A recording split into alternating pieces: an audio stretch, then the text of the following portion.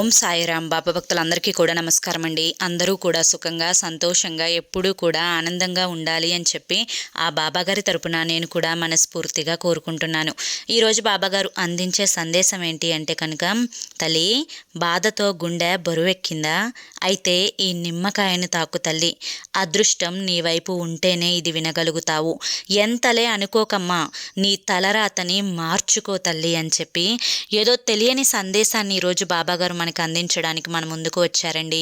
మరి బాబాగారు ఏ సందేశం అందించినా కూడా అది మన భవిష్యత్తుకు పునాది అని చెప్పి మన అందరికీ కూడా తెలిసిన విషయమే కదా.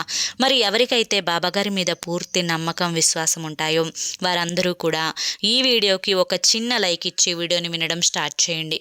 దానికంటే ముందు చాలామంది కూడా అక్క, మేము ఎన్నో రకాల సమస్యలతో సతమతమైపోతున్నాము, మీకు తెలిసిన గురువుగారు ఎవరైనా ఉంటే చెప్పండి అక్క అని చెప్పి అడుగుతున్నారు.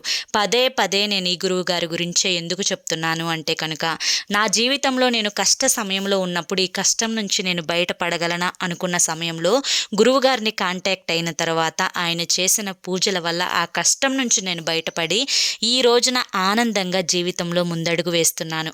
అలాగే మీ జీవితాలలో ఎటువంటి సమస్యలున్నా కానీ శ్రీ షిరిడీ సాయిబాబా ఆశీస్సులతో జ్యోతిష్యం చెప్పబడును గురూజీ శివరామరాజు గారు.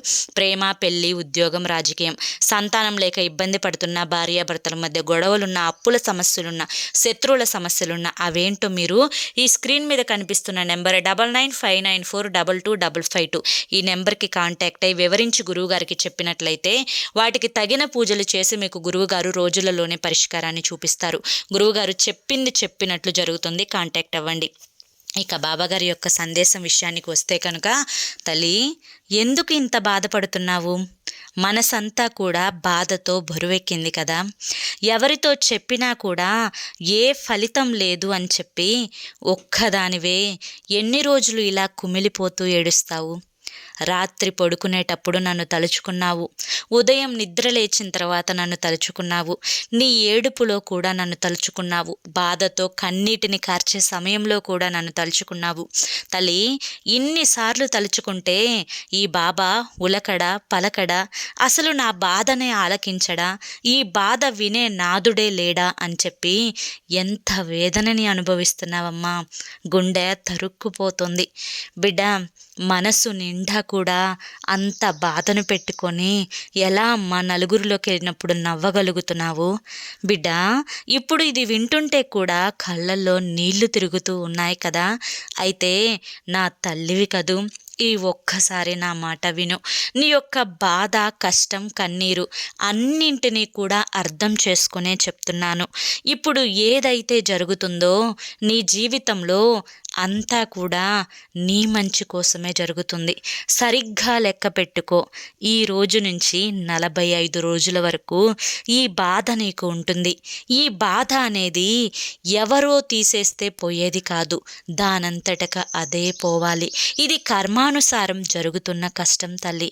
ఈ కష్టాన్ని ఊరటతోటి, మాటలతోటి తగ్గించగలను తప్ప నా స్వతహాగా నేను తీసివేయలేనమ్మా. ఎందుకు ఈ తండ్రి ఇలా చెప్తున్నారో ఒక్కసారి ఆలోచించుకో. నువ్వు నీ సంతానం గురించి ఎక్కువగా బాధపడుతూ ఉన్నావు తల్లి. నీ సంతానం బాధని అనుభవిస్తుంది అనే కదా నీ బాధ. మరి ఆ సంతానం ఇప్పుడు బాధని అనుభవిస్తే మంచేంటో చెడేంటో తెలుసుకుంటుంది అని చెప్పి ఆలోచించుకో. తనకి కష్టం విలువ అర్థమవుతుంది. ఇప్పుడు పడుతున్న ఆవేదన ఏదైతే ఉందో తనకి ఒక గుణపాఠం అవుతుంది అని చెప్పి అర్థం చేసుకో. కనుక ఈ బాధ నీకు వచ్చినప్పటికీ కూడా అనుభవిస్తున్నది నీ సంతానం మాత్రమే. అది తన భవిష్యత్తులో ఒక గొప్ప అనుభవంగా మారబోతోంది. మళ్ళీ ఆ తప్పు చేయకుండా సరిదిద్దబోతోంది. బిడ్డ, వీలైతే ధైర్యాన్ని ఇచ్చే మాటలని చెప్పు. ఆ ధైర్యం ఎలా ఉండాలి అంటే కనుక, ఎక్కడ పోగొట్టుకున్నారో అక్కడే తీసుకోవాలి అన్న ధైర్యం ఉండాలి. ఏదైనా సాధించగలను అనే తపన ఉండాలి. అప్పుడే నీ సంతానం అనుకున్న దాంట్లో ఉత్తీర్ణత సాధించగలుగుతుంది. నా మీద నమ్మకం ఉంచు. కొన్ని రోజులు ఓర్పుగా భరించు. అంతా కూడా గడిచిపోతాయి తల్లి. ఈరోజు అయితే సూర్యోదయం ఎలా అవుతుందో సాయంత్రానికి సూర్యాస్తమయం కూడా అలాగే అవుతుంది. మళ్ళీ ఈ తారీఖు రాదు కదా తల్లి. రేపటి రోజులోనే నువ్వు కొత్తగా అడుగు పెట్టాలి. కనుక ఈ బాధ కూడా ఈరోజు ఉన్నంత రేపు ఉండదు తల్లి. రోజులు గడిచే కొంది బాధలో బరువు కూడా తగ్గిపోతుంది. కనుక నువ్వు దేని గురించి కూడా మరీ అంత ఎక్కువగా ఆలోచించకమ్మా. ఇలా ఆలోచిస్తే ఆరోగ్యం అనేది క్షీణిస్తుంది. నిన్ను ఎవ్వరూ చూసుకునే వాళ్ళు లేరు అని చెప్పి బాధపడుతున్నావే, మరి ఇంత బాధ నేనెందుకు పడుతున్నానంటావు? నీ తండ్రి స్థానంలో ఉన్నాననా? అయితే ఒక మాట చెప్తాను, జాగ్రత్తగా విను. ఎవరైనా కానీ బిడ్డల్ని కంటారు కానీ వారి రాతలని కనలేరు అని చెప్పి వినే ఉంటావు కదా తల్లి. ఇప్పుడు నీ భవిష్యత్తులో జరుగుతున్నదంతా కూడా ఒకనాటి కర్మఫలం అని చెప్పి తెలుసుకో. కనుక నీ వెన్నంటే నేనుండి నీకు ధైర్యాన్ని ఇవ్వగలను తప్ప ఆ బాధను తీర్చే పరిహారం అయితే చెప్పగలను, అంతేకాని పూర్తిగా తీసివేయలేను తల్లి.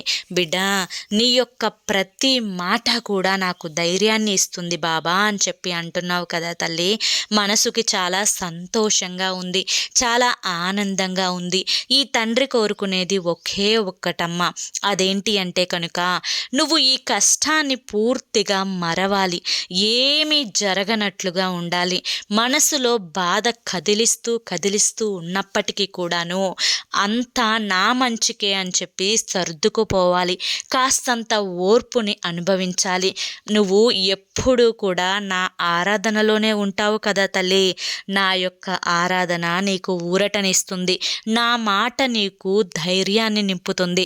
కనుక నువ్వు ఇప్పుడు నా సందేశాన్ని విన్నావు కదా, మరి కళ్ళల్లో నీళ్ళెందుకు వస్తున్నాయి చెప్పు? బాధ కన్నీటి రూపంలో బయటికి కనిపిస్తుంది తల్లి. మనసు తరుక్కుపోతోంది. కన్నీటిని తుడుచుకో, నువ్వు గుండెల్లో బరువుని కూడా దించుకో. అంతా నేను చూసుకుంటాను. నీకు మాటిస్తున్నానమ్మా, ఇప్పుడు ఏదైతే జరుగుతుందో అంతా నీ మంచి కోసమే జరుగుతుంది.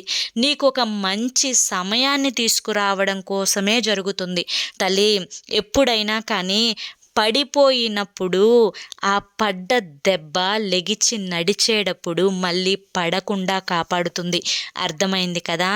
ఎన్నో దెబ్బలను తింటేనే ఉలి శిల్పంగా మారుతుంది. అర్థమైంది కదా? అలాగే ఇప్పుడు నువ్వు అనుభవిస్తున్న కష్టాలన్నీ కూడా రేపటి రోజున నువ్వు సంతోషంగా ఉండడానికి ఒక్కొక్క మెట్టులాగా ఉపయోగపడతాయి అని చెప్పి తెలుసుకో.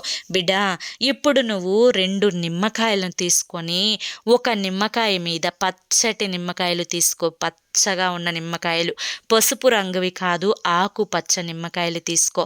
ఈ నిమ్మకాయల మీద ఒక దాని మీద చక్కగా పసుపుని రాసుకో.